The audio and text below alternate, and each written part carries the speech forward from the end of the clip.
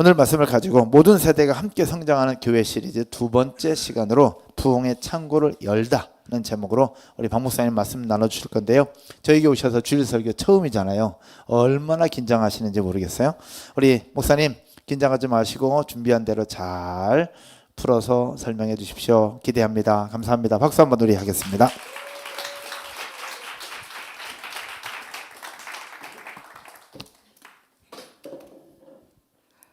네, 감사합니다. 이렇게 뵙게 되니까 또 새로운 모습인 것 같네요. 제가 위에서 이렇게 보고 있으니까 각도가 다른 모습이 느껴집니다. 혹시 화분을 키우시는 분이 계실까요? 나는 집에서 식물을 키우고 있다. 키우고 계세요. 어떤 거 키우고 계세요? 잘 모르시는데 키우고 계시는군요. 네. 식물 키우시는 게 정말 대단한 일인 것 같습니다. 왜냐하면 저도 키우고 싶어서 키우는데 워낙 이렇게 능력이 없다 보니까 다육이를 키우고 있거든요. 다육이는 웬만하면 죽지 않잖아요. 웬만하면 잘 자라잖아요. 그런데도 죽더라고요. 제 손에서는 이게 왜 죽는지 모르겠는데 그런 식물을 길러내고 성장하고 키워내게 하는 것이 쉬운 일은 아닌 것 같습니다. 그런데 이 화분에서 키우는 식물들은 그런 것 같습니다. 이 화분 안에서 보호받고 이제 비바람의 피해를 받지 않고 또 주인이 주는 물 가운데 안전하게 자랄 수 있는 환경으로 보이거든요. 그런데 이 화분에 키워진다는 것에는 제한이 있습니다. 어떠한 제한입니까? 이 화분 크기에 제한이 있는 거예요.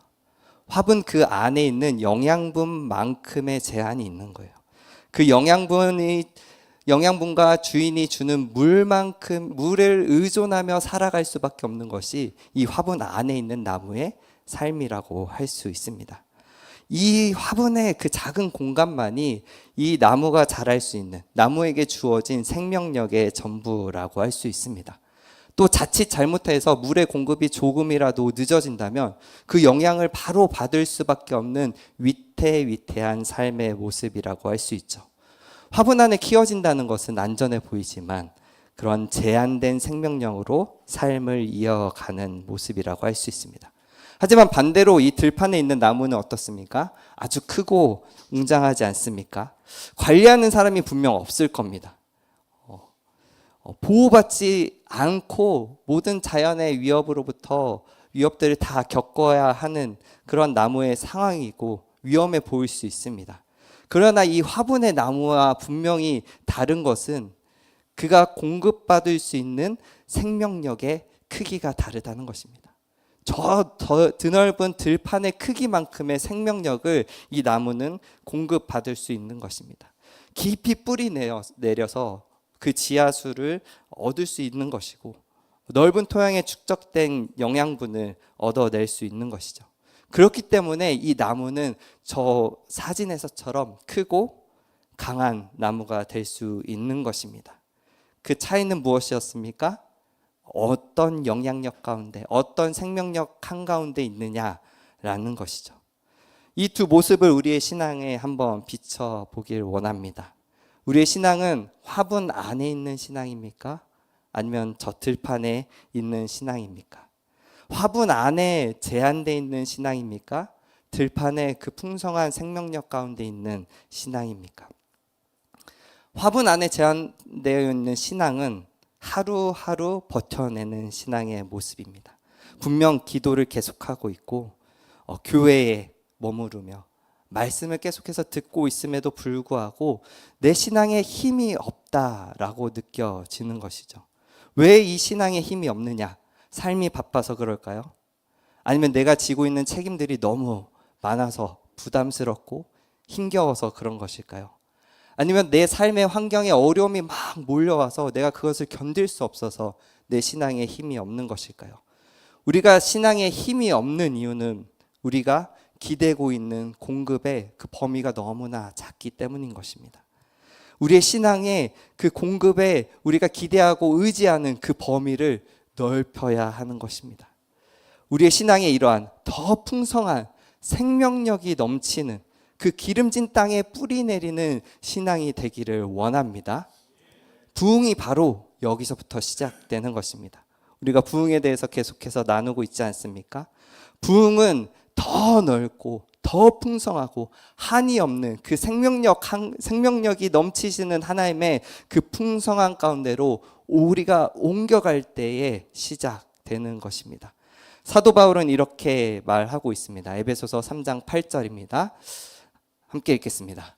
모든 성도 중에 지극히 작은 자보다 더 작은 나에게 이 은혜를 주신 것은 측량할 수 없는 그리스도의 풍성함을 이방인에게 전하게 하시고 아멘. 사도 바울이 이 작은 나에게 주신 은혜가 있다. 근데 무엇이라고 말합니까? 측량할 수 없는 그리스도의 풍성함이라고 말합니다. 사도 바울이 고백한 이 측량할 수 없는 그리스도의 풍성함이 우리에게도 분명 있는 줄 믿습니다. 아멘. 오늘 본문에 요셉의 창고를 나눌 때 우리가 이 측량할 수 없는 풍성함, 하나님에게 이미 우리에게 주신 그 풍성함, 우리로부터 시작하기를 원하시는 그 부흥의 역사를 보면서 우리가 은혜 받는 시간 되기를 원합니다. 첫 번째로 오늘 말씀에 요셉이 연 창고의 주인은 누구인지 우리가 그것을 보기를 원합니다. 이 창고의 주인은, 이 창고는 누구의 것인가? 창세기 41장 55절 말씀 우리 함께 읽도록 하겠습니다. 애굽 온 땅이 굶주림에 백성이 바로에게 부르짖어 양식을 구하는지라. 바로가 애굽 모든 백성에게 이르되 요셉에게 가서 그가 너희에게 이르는 대로 하라 하니라. 아멘. 애굽 땅에, 아니 온 땅 가운데 기근이 몰려와서 애굽 백성들이 굶주리게 되었습니다.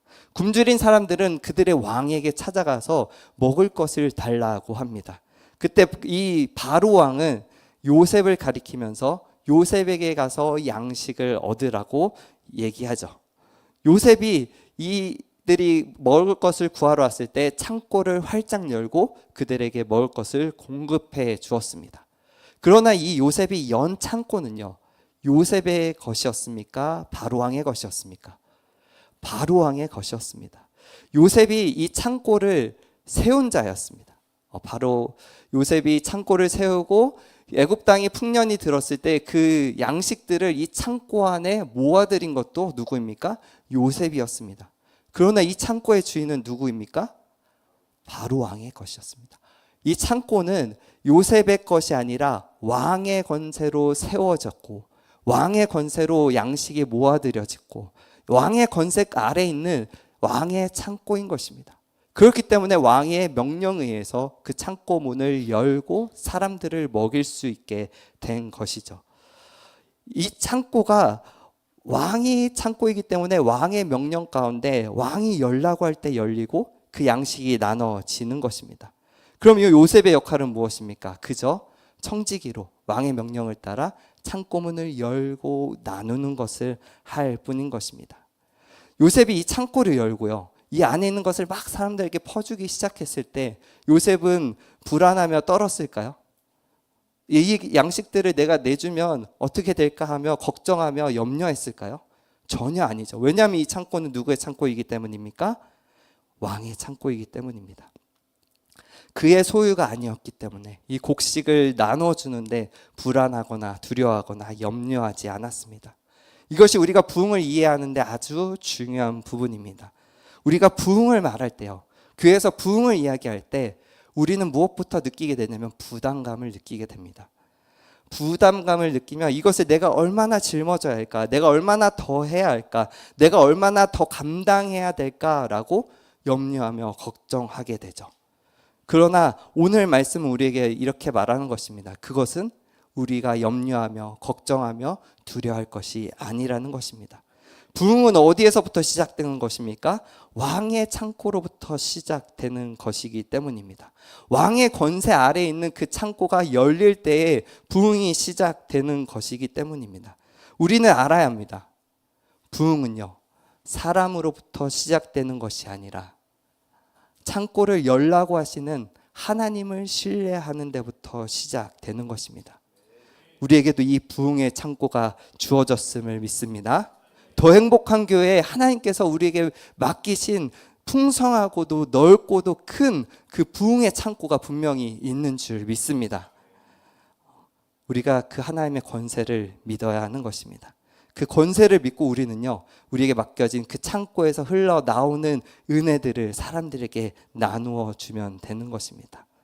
우리가 이 문을 열어야 하는 것입니다. 근데 우리가 이 문을 열 때요, 사람들에게 그 양식을 나눠줄 때 이 창고가 가진 특징을 알아야 합니다. 이 창고에 하나님이 왜 이 창고를 만드셨고 왜 이 창고를 열라고 하시는지 그 뜻을 알아야 하는 것입니다. 하나님의 뜻은 무엇입니까? 우리 함께 읽겠습니다. 온 세상을 위해 창고를 열다. 하나님의 뜻은 온 세상을 위한 것입니다. 이 창고는 온 세상을 위한 것이라는 것입니다. 우리 창세기 41장 56절 말씀 함께 읽겠습니다. 온 지면에 기근이 있음에 요셉이 모든 창고를 열고 애굽 백성에게 팔세 애굽 땅에 기근이 심하며. 아멘. 이 창고는 준비될 때 어떤 때에 준비되었냐면 애굽 땅에 풍년이 임했을 때 지어진 것입니다. 풍년에 곡식이 넘쳐날 때 그것들을 거두어 들이며 쌓아놓은 것이죠. 그렇지만 이 창고는요, 풍년을 즐기기 위해 준비된 것이 아니라 무엇을 위해 준비되었습니까? 기근의 때를 위하여 준비된 창고였습니다.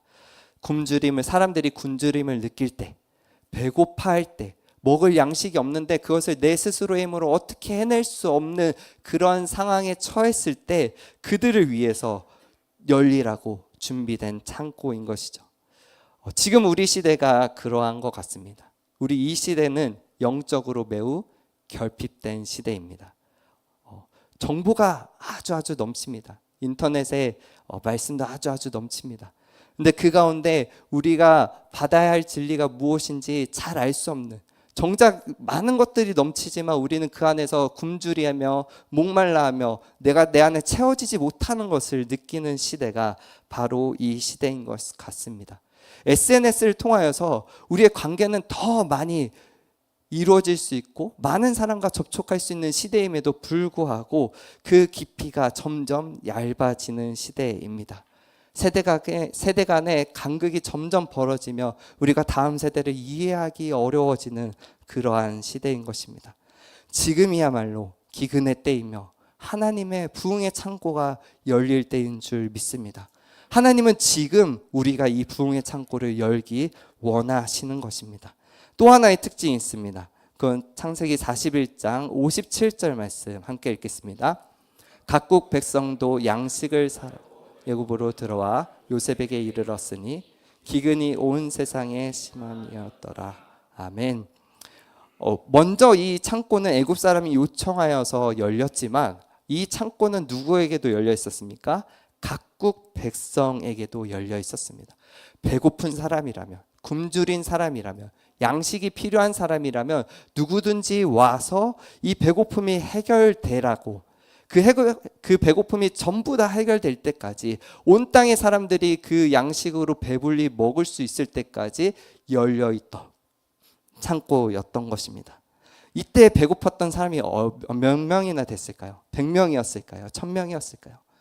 그보다 각국에서 왔다고 하지 않습니까? 그보다 훨씬 많은 숫자가 이 창고에 왔지만 이 창고에 있는 양식으로 그들 모두를 먹일 수 있었습니다. 그들이 모든 양식을 얻기까지 이 창고는 열려 있었고 그들을 채워줄 수 있었던 것입니다. 우리에게 맡겨주신 하나님의 그 부흥의 창고도 같은 것입니다. 영적으로 굶주린 사람들, 영적으로 목말라 있는 사람들, 우리에게 나올 때 그 사람의 숫자가 얼마든 언제까지 그들이 나오든지 간에 그들을 다 먹이고 입히고 채울 수 있을 때까지 하나님의 창고는요, 풍성한 은혜를 계속해서 부어주시는 그러한 창고인 것입니다. 하나님께서 준비하신 창고이지 않습니까? 하나님은요, 모든 사람을 채울 만큼의 창고를 준비하셨는 줄 믿습니다. 그 창고를 열어놓으라고 하십니다.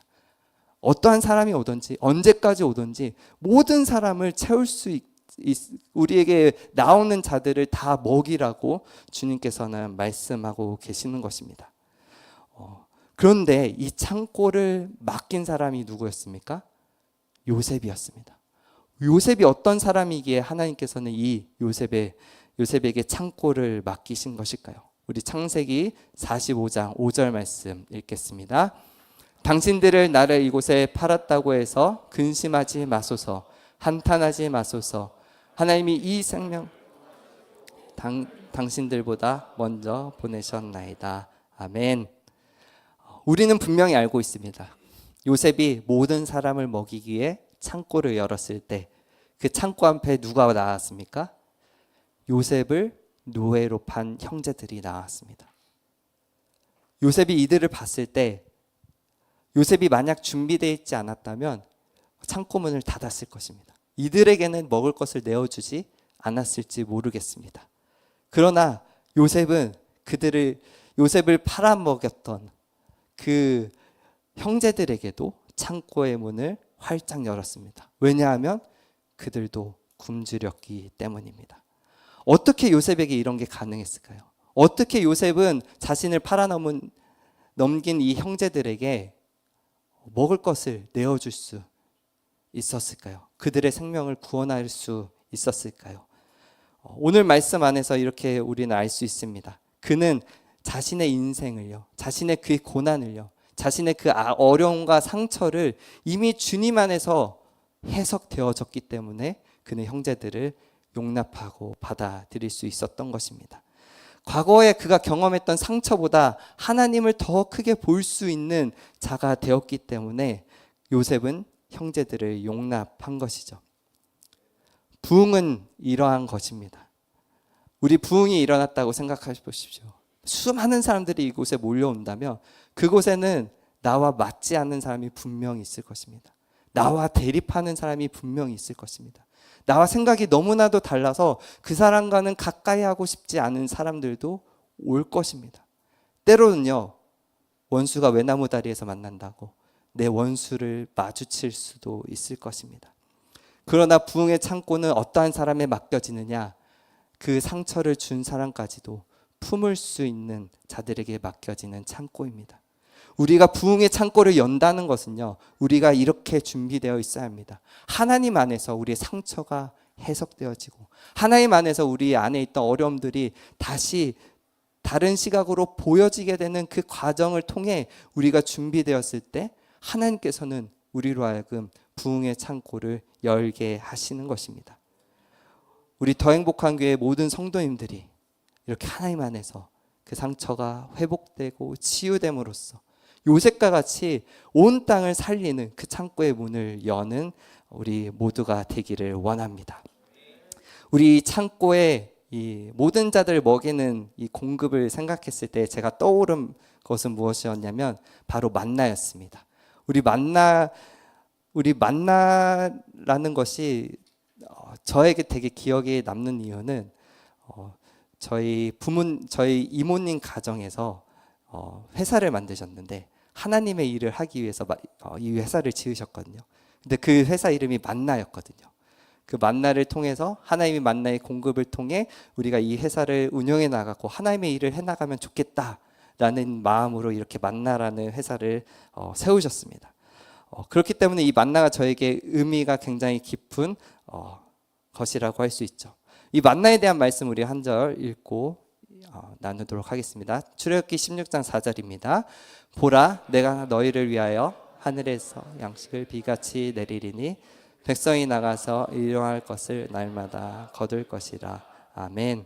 이 만나는요, 분명히 하나님의 은혜였습니다. 어디에서 주신 은혜입니까? 이스라엘이 광야를 가는 동안, 먹을 것이 없는 동안 그곳에서 그들이 굶주리지 않도록, 그들이 목마르지 않도록 그들을 채워주는 그 환경 속에서 하루하루를 이겨내고 살아낼 수 있게 하는 하나님의 매일의 은혜였죠. 근데 오늘 우리가 나누는 요셉의 창고는 이것과 조금 성격이 다른 것 같습니다. 만나는 자기 자신이 하루하루를 살아 넘어가고 버텨낼 수 있게 하는 은혜라고 한다면, 요셉의 창고는요, 자신이 아니라 자신을 넘어 다른 이들을 살리는 창고라고 할 수 있습니다. 이렇게 정리해 볼 수 있습니다. 만나는 생존을 위한 은혜였다면 창고는 사명을 위한 은혜입니다.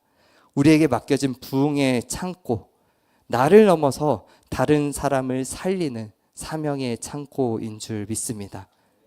이 창고 안에는요 넘치는 생명력이 있는데 단지 오늘 우리가 살아가게 하는 그런 생명력이 아니라 다음 세대까지 이어지게 하는 놀라운 능력이 있는 창고인 줄 믿습니다. 우리 결론을 맺고자 합니다.